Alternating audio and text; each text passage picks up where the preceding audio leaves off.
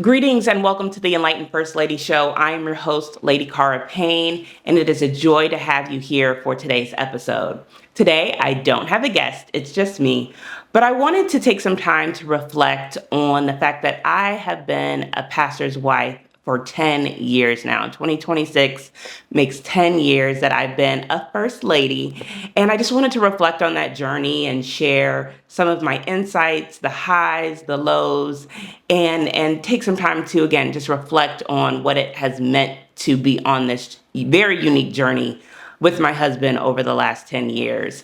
And so as I think about it, you've heard in a previous episode maybe that we met at church, so it wasn't a surprise to me that he was in the ministry. In fact, how we met officially was I came up to him after he preached a very moving sermon at Bethel AME in Tallahassee and just went up, to just encourage him, just a young brother out there doing the Lord's work. And he was like, "Can I talk to you for a minute?"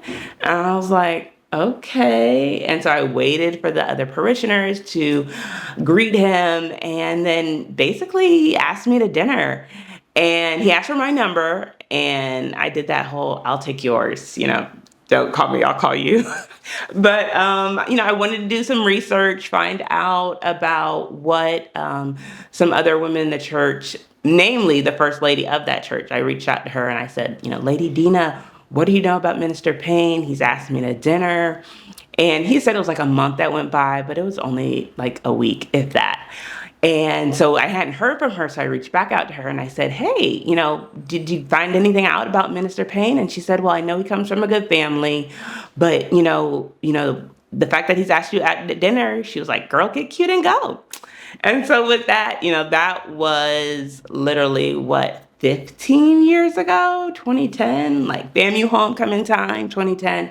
So it's been a beautiful journey, but definitely, the journey of a first lady, especially a millennial first lady. When we got married, I was 26, so still very young, no kids, just kind of enjoying life. And so there wasn't a lot of rigor or demand that came with the role right away. And I am a PK. My dad was a pastor, a retired pastor. And so I grew up in the church, loved the Lord first and foremost. And so it wasn't anything that I wasn't familiar with. I will say that. And, I talked to my mom and looked to her example for how to just move. And, the biggest advice she always says with anything that I take on is just, "Cara, be you, be yourself." And so I have taken that advice and that wisdom to heart over the years, and it has never failed me.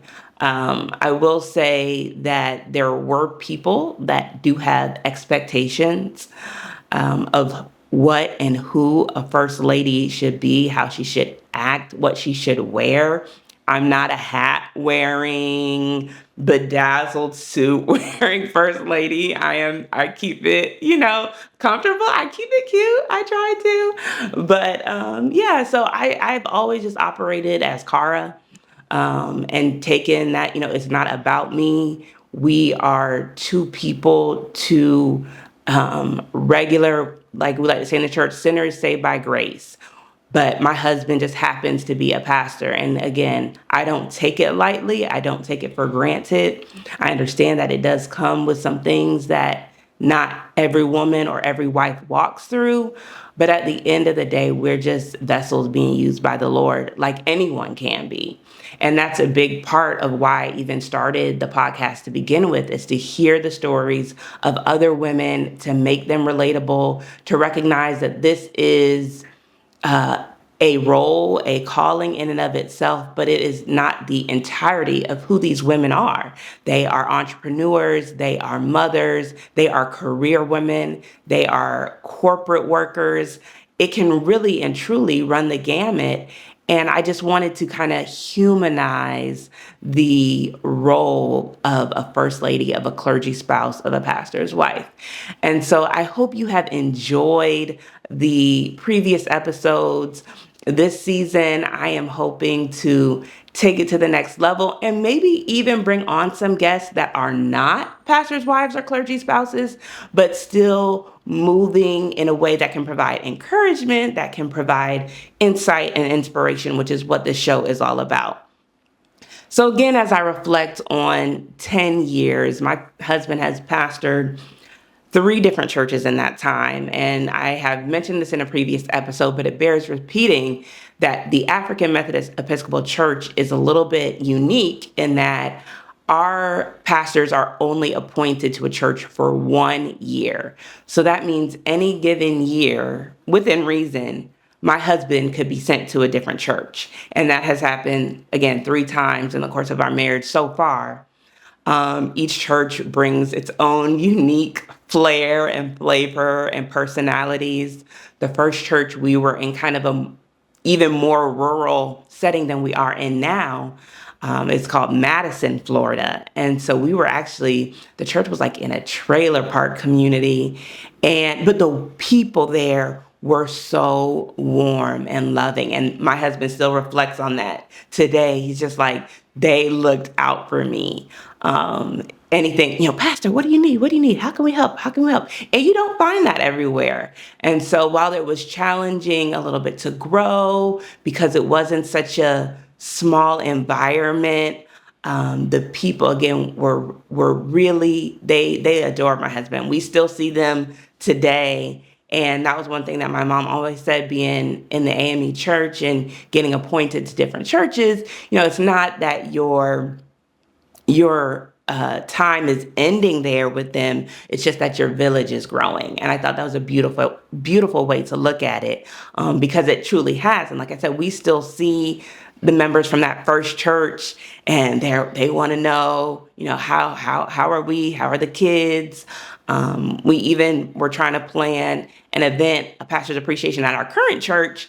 And I reached back out to the people from his first church and was like, hey, we're trying to do this thing to celebrate 10 years of ministry. Will you come back? And they were so excited to participate. They wanted to bring their young girls that had a liturgical dance ministry. So that's the kind of, beauty of one being a pastor's wife, having those connections and being able to touch different people from all walks of life in different areas of right now in North Florida, but who knows what the Lord has in store. So it can be scary, but it's also a very exciting part of ministry, especially being a pastor's wife in the AME church. And so that was one of the big lessons, and the things that I take with me today is to just be you. To love the people, love the people, love the people, love God, love the people, and recognize that it isn't always going to be challenging, which is kind of lesson 2, is that not everybody is going to like you or love you. You're just going to have people that don't click with you for whatever reason. Like, that's a big thing too, is that, some people, when you replace the previous pastor, they might have like really, really loved him or her.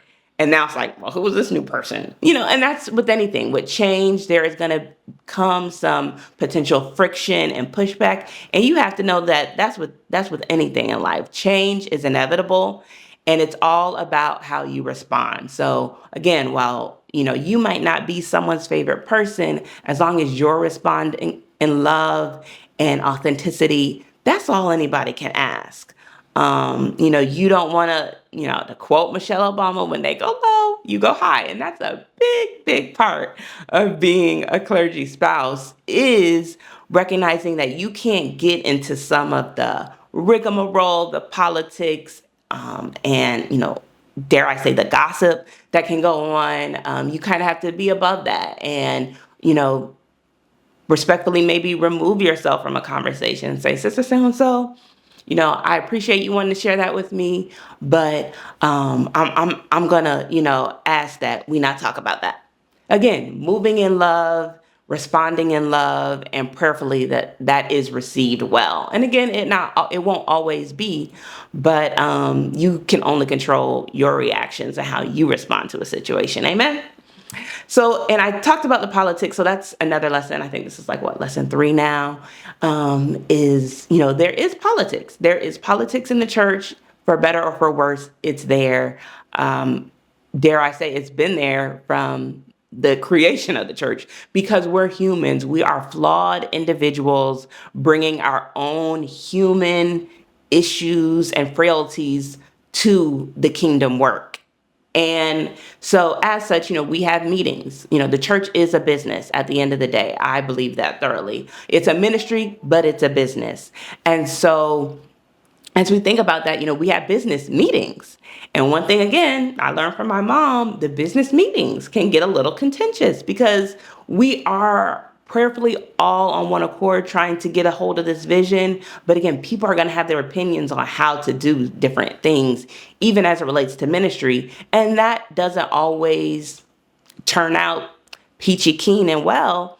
And so some of those emotions and again the politics can creep into those meetings in a way that's just it's not serving anyone, especially me as the pastor's wife, because while I try to move in love, I also do not have a poker face. I wear my emotions on my face. And so I distance myself from those meetings. I don't go. I stay home. If my husband wants to give me a report out on what happened and just kind of have me as a sounding board, I'm there. But beyond that, I'm not going to get in the minutia of some of that day to day and, the issues or the I don't even want to say cattiness, but yeah, some of the politics that go on that can result in friction. So, as they say, ignorance is bliss. I want to be informed of the bigger picture, but that little nitpicking stuff, I try to distance myself from that. And so that's, if you are in this space or entering this space or potentially going to be marrying someone in the ministry, just know that that can be a part of that. And you can decide as the spouse whether you're going to be a part of that or not. It's an individual decision. And that's the thing about it is this journey is what you make it. It's what you want it to be. The Enlightened First Lady is a space beyond the show to connect with other women on this journey. So I host a brunch every other year that brings the spouses together. This is an ecumenical event. It's not just AME spouses. It's Kojic, it's Baptist, it's non-denominational. It really runs the gamut, and I welcome all. So if you're watching this and haven't heard of the Enlightened First Lady, I'm going to do a shameless plug to follow me at KLadyPayne on all social channels because that is where I am currently posting information, and I have just started a private Facebook group that I will use more in 2026. You've heard it here. To, again, engage the women. I'm just trying to think of different ideas beyond the brunch. I'm looking to plan a retreat next year in 2027. That'll be a weekend experience that we can really just let our hair down, enjoy the space, enjoy one another, and just connect. Because, again, it's an individual journey. It's a very unique journey. But when you can come together with other women that get it, it's a beautiful thing. And that's what the Enlightened First Lady is all about. So that's a little bit about some of the lessons I've learned. I could go on, but one of my goals again with the show is to kind of keep it short.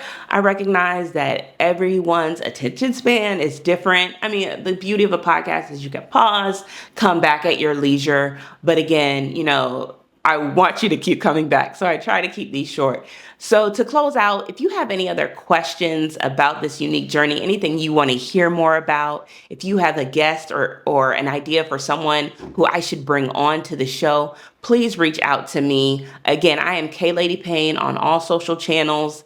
I respond to messages. I appreciate the support, the insight, the encouragement. So please give it back to me. I hope you enjoyed hearing a little bit more about my story. I don't think I've gone as in depth as I did today. But again, if you have any questions, please feel free to even drop them in the comments. If you have any comments about today's show, leave them and I will be sure to read them and respond. And again, I just thank you for being here, for taking the time to get connected, to learn a little bit more about the unique life of a pastor's wife. So again, I'm Cara Payne, KLadyPayne on all social channels. please, please, please feel free to like, share, and subscribe this show. And I look forward to seeing you next time. God bless.